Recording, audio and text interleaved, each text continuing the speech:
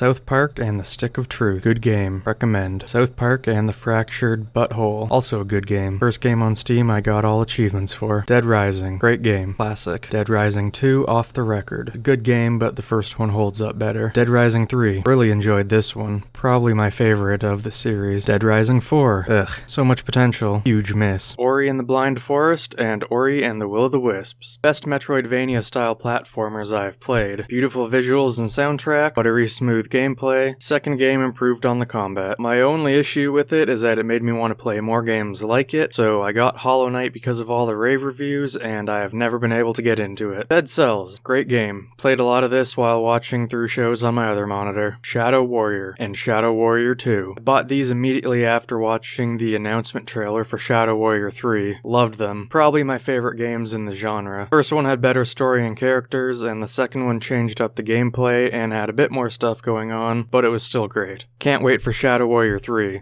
If you haven't seen it, go watch the trailer. DMC Devil May Cry. Fun. Sleeping Dogs Definitive Edition. I'd played it before on the 360. Still a great game. The Surge 2. Really good Souls-like game. Couldn't get into the first one, loved the second. Sekiro, fun game, minus all the molding. Watch Dogs 2, good game, played it in anticipation of Legion. Doom 2016 and Doom Eternal, both fun games. I think I liked the first one better. Didn't really like all the colorful crap that enemies dropped in Doom Eternal, cause it reminded me too much of Rage 2. Red Dead Redemption 2 on PC. I'd played about 40% of the story when it first came out, but I'd spent so much time doing everything else that wasn't the story that I got burned out on the game. Picked it back up again this year and finished it. Not much to say that isn't already known. Looks incredible, has a good story, great gameplay, and it basically set the standard for crazy attention to detail.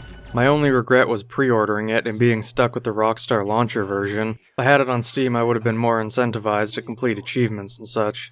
Watch Dogs Legion. Really fun game. Looked good and played well. The idea of being able to recruit and play as anyone was cool, and it was surprisingly well implemented. The only thing that really bugged me was the randomized nature of the operatives you unlock. And that's just because I didn't really like how any of mine looked. Assassin's Creed Valhalla. Good game. Vikings are always cool. I think I liked Odyssey a bit better, but that's probably just because it was new and exciting gameplay at the time. Black Mesa. Fun game. Glad I got to play through Half-Life without having to sacrifice graphics. And it's super impressive that it's a fan effort. Resident Evil 0 and Resident Evil. Iconic. I bought these when Resident Evil 2 Remake came out and I was too cheap to buy it at full price, so I figured I'd play through the series for the first time and then wait until Resident Evil 2 got a bit cheaper. I really enjoyed 0 in the original. The so-called tank controls took a bit of getting used to, but once I did, it wasn't really a problem. And the pre-rendered environment style of graphics really helped them look great for the time. Resident Evil 2 Remake. Alright, well I skipped a few. Resident Evil 3 Remake wasn't out yet at the time, so I tried 4, but honestly I don't get the hype. I think everyone must see that game through a nostalgia filter because I tried and tried, but just couldn't get into it. And 5 and 6 were not the kind of game I was looking to play, or from the sound of it, the kind of game anyone was looking to play, so I went right to the Resident Evil 2 Remake. Not much to say that isn't widely known. Looked incredible, fun gameplay, and is overall a must-play. Resident Evil 7. Creepy. If you played that game in VR, you are a true psychopath. Outer Worlds. Really fun, classic Obsidian RPG. Don't think it got enough love. GTA 5. I'd played this many times before, but I always got so distracted driving around doing random crap that I would get bored and quit before finishing the story. Again, not much to say. You've all played this one. It's a good game. Control. Great game. Looked good. Was pretty weird and trippy, and the gameplay was amazing. I think it had the best use of Force-like abilities in a game. Cyberpunk 2077. Possibly my favorite game of the year. I loved it. Had a good story, fun gameplay, amazing world, and the graphics were great. I never honestly had any game-breaking bugs. I played on PC and right from launch, it was fine. I mean, there was glitches and stuff, but honestly, it was no worse than any Bethesda game has been at launch.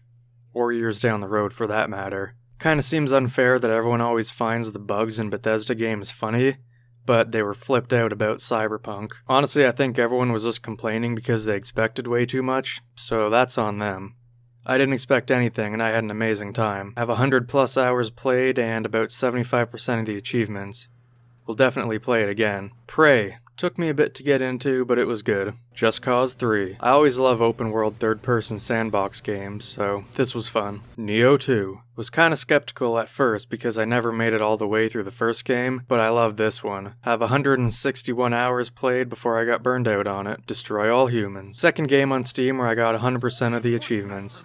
I played it when it first came out, so I was really excited to see it get a remaster. Good length, but not too long. I think it was under 20 hours for the whole game and all the achievements. And that will do it for part 2. This was originally gonna be, never mind.